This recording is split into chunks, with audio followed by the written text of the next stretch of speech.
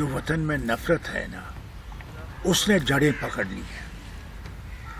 اب ان لوگوں کے لیے جگہ بہت کم ہے جو دوستی کی بات کرتے ہیں, جو ایک دوسرے مذہب کی محبت کی بات کرتے ہیں, کیونکہ یہ چیزیں ہوتی رہتی ہیں. آج کل جس ماحول میں ہم رہ رہے ہیں جہاں پہ کہ ایک نفرت کا ایک جال پھیلا ہوا ہے, وہاں پہ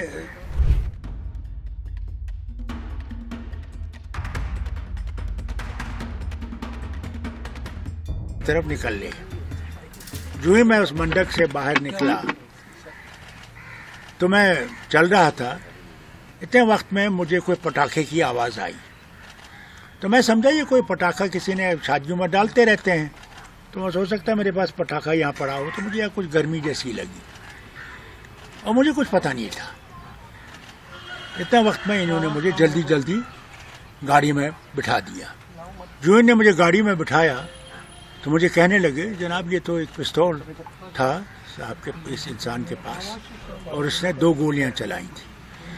دوسری گولی میں ہمارے ان کے جو ہماری سیکورٹی والے بھی ہیں اور دوسرے انہوں نے کیا کیا کہ ایک نے اس کو ہاتھ بازو سے پیچھے کھینچنے کی کوشش کی تو اس سے وہ ڈی اسٹیبلائز ہو گیا, تو اس کا جو پستول ہے وہ اوپر کو چلا گیا.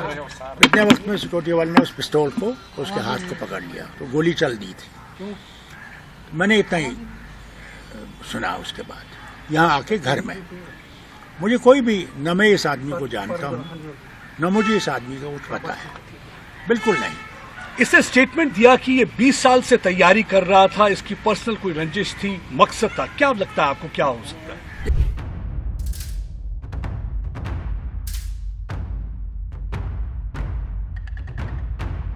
پتا اس کا مقصد کیا تھا, کیا رنجش کیا تھی؟ کیونکہ میں نے کسی کے ساتھ برائی نہیں کی ہے. جو بھی میرے پاس آیا جب میں وزیر اعلیٰ بھی تھا, وہ کیوں نہ اپوزیشن کا ہو, میں نے اس سے اپنے لوگوں سے زیادہ محبت کی, زیادہ ان کی مشکلیں دور کرنے کی کوشش کی. میں نے کبھی بھی دل میں کسی کے لیے نفرت پیدا نہیں کی ہے. پتہ نہیں اس کو کیا تھا, رنجش کیا تھی. لگتا ہے یہ سیکورٹی لیبس ہے کسی جگہ. دیکھیے یہ کہوں کہ سیکورٹی لیبس ہے, یہ تو ایک بہت بڑا سینٹینس ہے.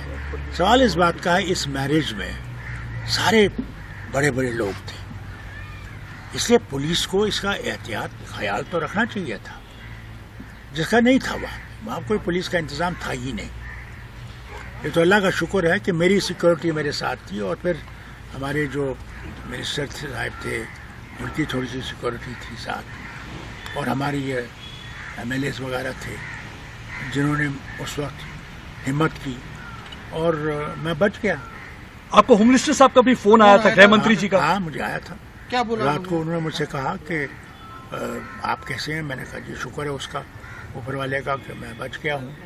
اور انہوں نے کہا نہیں ہم نے اس کو پکڑ لیا ہے, اس کی تحقیقات کریں گے اور آپ کو بتا دیں گے کہ یہ کیا ہوا ہے. سر انکوائری ہونی چاہیے پراپر اس میں. اور دیکھیے اب تو ان کی تک ہے, انکوائری تو ان کو کرنی چاہیے کہ ہوا کیوں, کیا وجہ تھی, کیونکہ یہ چیزیں ہوتی رہتی ہیں. آج کل جس ماحول میں ہم رہ رہے ہیں جہاں پہ کہ ایک نفرت کا ایک جال پھیلا ہوا ہے, وہاں پہ احتیاط کرنا چاہیے. سر آپ کو لگتا ہے لائسنس ویپن کا جو مس یوز ہو رہا ہے, آپ کو لگتا ہے فیلئر ہے law and order? the question here is, سب سے بڑی ٹریجڈی یہ ہے جو وطن میں نفرت ہے نا اس نے جڑیں پکڑ لی ہیں. اب ان لوگوں کے لیے جگہ بہت کم ہے جو دوستی کی بات کرتے ہیں, جو ایک دوسرے مذہب کی محبت کی بات کرتے ہیں. کیونکہ کوئی مذہب سکھاتا نہیں ہے نفرت, کوئی مذہب سکھاتا نہیں ہے کہ دوسرے کو نقصان پہنچاؤ, بلکہ ہر دھرم جو ہے وہ محبت سکھاتا ہے, پیار سکھاتا ہے, ایک دوسرے کی مدد سکھاتا ہے. اور میں سمجھتا ہوں کہ ہم نے اس دھرم کو چھوڑ دیا ہے. کیا کہنا چاہیں گے اپنے ان پی ایس اوز کے لیے جنہوں نے ڈیفلیکٹ کرا تھا؟ بڑا الزام لگایا, انہوں نے کہا کہ پولیس نے کوآپریٹ نہیں کیا, وہاں پہ پولیس کی گاڑی نہیں اویلیبل نہیں تھی, جو کوآپریشن. دیکھیں نا وہاں پولیس تھی ہی نہیں.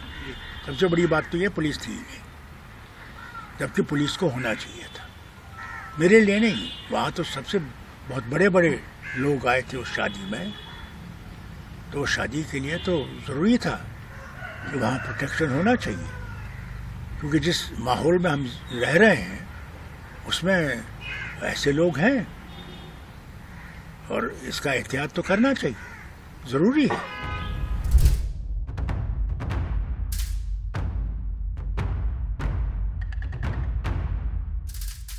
کرنا چاہیے، ضروری ہے۔ آپ اپنے پی ایس اوز کا رول کیسے دیکھ رہے ہیں جس طریقے سے انہوں نے ڈیفلیکٹ کیا ہے ویپن کو؟ دیکھیے، میرے پاس الفاظ نہیں ہیں۔ ایک جو میرے ساتھ جو لوکل پولیس ہے، ان کے بندے ہیں جو میرے ساتھ سیکورٹی میں ہیں، اس کے بعد جو NSG ہے جو اپنی جان کو سامنے رکھ کر مجھے بچانے کی کوشش کرتے ہیں۔